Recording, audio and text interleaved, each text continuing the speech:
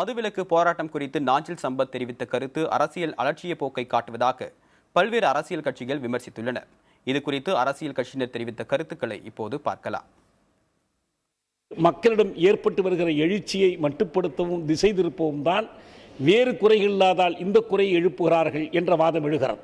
இந்த ஒன்று மட்டுமே குறை என்று சொன்னாலும் அந்த குறைக்கு பதிலளிக்கிற பொறுப்பு அந்த கட்சியினருக்கு இருக்கிறது. இந்த அரசாங்கத்திற்கு எதிரான வேற எந்த குறைகளும் எதிர்க்கட்சிகளுக்கு இல்லை. ஆகையால் தான் டாஸ்மாகை கையில் எடுத்துக்கொண்டிருக்கிறார்கள் எதிர்க்கட்சிகள் என்று கூறும்பொழுதே ஒரு அலட்சிய போக்கைத்தான் பார்க்க முடிகிறது.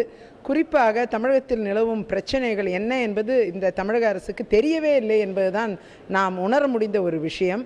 இதை தேர்தல் கட்சிகளினுடைய பிரச்சனையாகவோ அல்லது தேர்தல் அதிகாரத்தை பிடிப்பதற்கான பிரச்சனையாகவோ பார்த்தார்கள் என்றால் அது தவறான ஒரு முடிவுகளைத்தான் அவர்களுக்கு கொடுக்கும் என்பதை புரிந்து கொள்ள வேண்டியிருக்கிறது. ஆக இங்கு கடந்த 40 ஆண்டுகள் ஆட்சி புரிகின்ற கட்சிகளினுடைய ஒரு தவறான பொருளாதார கொள்கை இதற்கு பின்னணியில் இருக்கிறது. அதைத்தான் நாங்கள் பார்க்கின்றோம்.